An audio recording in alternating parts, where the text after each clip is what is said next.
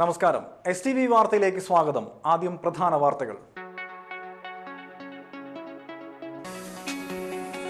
അമിത പലിശക്കാരെ പിടികൂടുവാൻ operation Kubera തുടരുന്നു. തൃത്തല്ലൂരിൽ ഒരാൾ അറസ്റ്റിൽ. കൊടുങ്ങല്ലൂരിൽ റോഡ് നിർമ്മാണത്തിനിടെ തർക്കം. നഗരസഭാ കൗൺസിലറെ മർദ്ദിക്കുവാൻ ശ്രമം. മതിലകം പൗരാവലിയും സുഭാഷ് ക്ലബും ചേർന്ന് സംഘടിപ്പിച്ച മൈലാഞ്ചിരാവ് നാടിന് ഉത്സവമായി. വിശദമായ വാർത്തകളിലേക്ക്. അമിത പലിശക്കാരെ പിടികൂടുവാൻ ഓപ്പറേഷൻ കുബേര തുടരുന്നു. തൃത്തല്ലൂരിൽ ഒരാൾ അറസ്റ്റിൽ. തൃത്തല്ലൂർ സ്വദേശി വെള്ളപ്പറമ്പിൽ സജിലിനെയാണ് വലപ്പാട് CI R രതീഷ് കുമാറും സംഘവും അറസ്റ്റ് ചെയ്തത്. ഇയാളിൽ നിന്ന് എയർ പിസ്റ്റൾ ഉൾപ്പെടെയുള്ള വസ്തുക്കളും പിടിച്ചെടുത്തിട്ടുണ്ട്.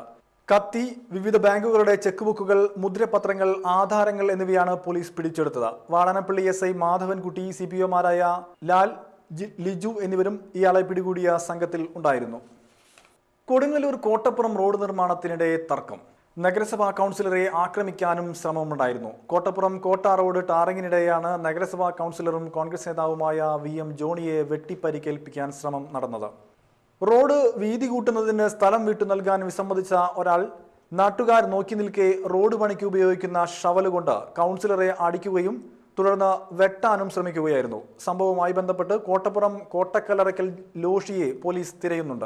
വലിയ വാഹനങ്ങൾക്ക് വരാത്ത സാഹചര്യം ഉണ്ടായിരുന്നില്ല. ആ അവസരത്തിലാണ് ബഹുമാനപ്പെട്ട MLA 1 കോടിയിലധികം രൂപ നൽകി പുതിയ റോഡ് ഉണ്ടാക്കാൻ തീരുമാനിക്കുകയും പണി നടക്കുകയും ചെയ്തതാണ്.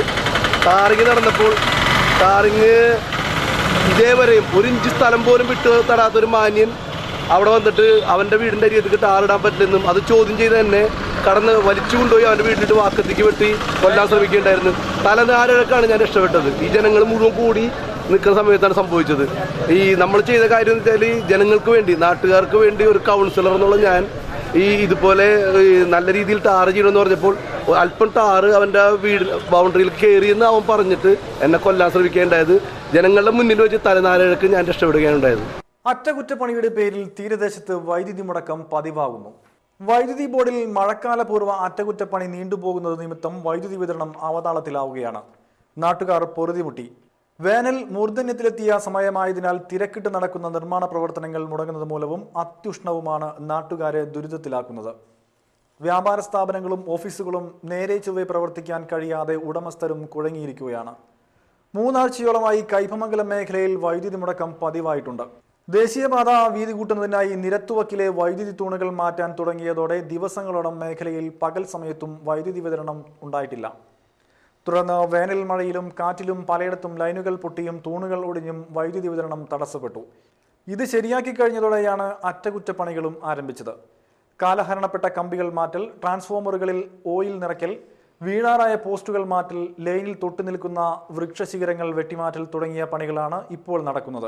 സാധാ ലൈനുകൾ, 11 kVക്ക് മുകളിലുള്ള HT ലൈനുകൾ, 33 kVക്ക് മുകളിലുള്ള എക്സ്ട്രാ ഹൈടെൻഷൻ ലൈനുകൾ എന്നിങ്ങനെ പല ഘട്ടങ്ങളായാണ് അറ്റകുറ്റപ്പണിയും തടസ്സങ്ങൾ മാറ്റലും നടക്കുന്നത്. പണിക്കാരുടെ എണ്ണക്കുറവാണ് പണികൾ നീണ്ടുപോകുന്നതിന് കാരണമെന്ന് ബോർഡ് അധികൃതർ വിശദീകരിക്കുന്നു. ഇതിനിടെ 3-4 ദിവസങ്ങളായി അപ്രഖ്യാപിത ലോഡ് ഷെഡിങ്ങും അരങ്ങേറുന്നുണ്ട്. ലോഡ് കൂടുമ്പോൾ സബ്സ്റ്റേഷനുകളിൽ നിന്നാണ് ലോഡ് ഷെഡിംഗ് ക്രമീകരിക്കുന്നത്. അതിനാൽ തന്നെ ഇതിന്റെ സമയം മുൻകൂട്ടി അറിയുവാൻ കഴിയുകയുമില്ല എന്നാണ് അധികൃതർ പറയുന്നത്. രാത്രി 7-നും 10-നും ഇടയിൽ നടക്കുന്ന വൈദ്യുതി തടസ്സം 1 മണിക്കൂറോളം നീളുന്നതായാണ് ഇപ്പോഴത്തെ അനുഭവം. ഇപ്പോൾ സമഗ്രമായ അറ്റകുറ്റപ്പണിയാണ് നടക്കുന്നതെന്നും ഇതിന്റെ ഗുണം വരും ദിവസങ്ങളിൽ വിതരണത്തിൽ പ്രതിഫലിക്കുമെന്നും KSEB Kaipamangalam section assistant engineer അറിയിച്ചു. മോചനം മദ്യം മയക്കുമരുന്ന് വർജക സമിതി നാട്ടിക നിയോജക മണ്ഡലം കമ്മിറ്റിയുടെ ആഭിമുഖ്യത്തിൽ ഉപവാസ സമരം നടത്തി. സമരം മോചനം സംസ്ഥാന പ്രസിഡന്റ് KK കൊച്ചു മുഹമ്മദ് ഉദ്ഘാടനം ചെയ്തു. KPCC പ്രസിഡന്റ് VM സുധീരൻ എടുത്ത ധീരമായ തീരുമാനത്തിൽ മോചനത്തിന്റെ പരിപൂർണ പിന്തുണയും മദ്യത്തിനെതിരെയും മയക്കുമരുന്നിനെതിരെയും ശക്തമായ സമരവും ബോധവൽക്കരണ പരിപാടികൾ സംഘടിപ്പിക്കുവാനും സ്കൂൾ തലം മുതൽ കോളേജ് തലം വരെയുള്ള പാഠപുസ്തകങ്ങളിൽ മദ്യമയക്കുമരുന്ന് ദൂഷ്യഫലങ്ങളെക്കുറിച്ച് പാഠ്യപദ്ധതിയിൽ ഉൾപ്പെടുത്തണമെന്നും കേരള സർക്കാരിനോട് ആവശ്യപ്പെടും. കേരളത്തിന്റെ സാമൂഹിക പരിഷ്കർത്താവായ ശ്രീനാരായണ ഗുരുദേവന്റെ ആദർശങ്ങൾ അംഗീകരിച്ചുകൊണ്ട് SNDP യോഗം ജനറൽ സെക്രട്ടറി വെള്ളാപ്പള്ളി നടേശൻ മദ്യത്തിന് അനുകൂലമായി എടുത്ത നിലപാട് പിൻവലിക്കണമെന്ന് KK കൊച്ചു മുഹമ്മദ് ആവശ്യപ്പെട്ടു. കഴിഞ്ഞ കേരള പ്രദേശ് കോൺഗ്രസ് കമ്മിറ്റിയുടെ എക്സിക്യൂട്ടീവിൽ ബഹുമാനനായ സുധീരൻ KPCC പ്രസിഡന്റിന്റെ അധ്യക്ഷതയിൽ നടന്ന യോഗത്തിൽ ബഹുഭൂരിപക്ഷം വരുന്ന KPCC അംഗങ്ങൾ, എക്സിക്യൂട്ടീവ് അംഗങ്ങളൊക്കെ തന്നെ അടങ്ങി കിടക്കുന്ന 418 ബാറുകൾ തുറക്കരുത് എന്ന് തന്നെയാണ് ആവശ്യപ്പെട്ടത്. ആ KPCC എക്സിക്യൂട്ടീവിൽ ഞാൻ സംസാരിച്ചു. ചില ആളുകളൊക്കെ തന്നെ മദ്യവുമായി ബന്ധപ്പെട്ട ചില കാര്യങ്ങൾ പറയുകയുണ്ടായി. അവിടെ ചില ആളുകൾ വെച്ച ചില വാദമുഖങ്ങൾ, ഇത് ഒരു സമുദായവുമായി ബന്ധപ്പെട്ട കാര്യമാണ്, അതുകൊണ്ട് മദ്യഷാപ്പുകൾ തുറക്കണമെന്ന് പറഞ്ഞ ചില ആളുകളും അവിടെ ഉണ്ടായിരുന്നു. പക്ഷേ ഒരു കാര്യം ആ യോഗത്തിൽ വെച്ചുകൊണ്ട് തന്നെ ഞങ്ങൾ അദ്ദേഹത്തോട് ചോദിച്ചു, രാഷ്ട്രീയ പാർട്ടികൾ നമ്മുടെ രാജ്യത്ത് നിലകൊള്ളേണ്ടത് രാജ്യ നന്മയ്ക്കാണ്, മറിച്ച് രാജ്യത്തിന്റെ തിന്മയ്ക്കല്ല. രാവിലെ 8 മണിക്ക് തൃപ്പയാർ സിവിൽ സ്റ്റേഷൻ പരിസരത്ത് ആരംഭിച്ച ഉപവാസ സമരത്തിൽ മദ്യവർജക സത്യപ്രതിജ്ഞ വയലാർ ഗോപി ചൊല്ലിക്കൊടുത്തു. PSP നസീർ, NV ശശിധരൻ, ഉമ്മർ, മുഹമ്മദ് കൈപ്പമംഗലം, അബ്ദുൽ ഖാദർ, നജീബ് പഴുവിൽ, സൈനബ നാട്ടിക, ജമാൽ ബാപ്പുട്ടി, ജോസ് വലപ്പാട്, ജെൻസൺ വലപ്പാട് എന്നിവരും പ്രസംഗിച്ചു.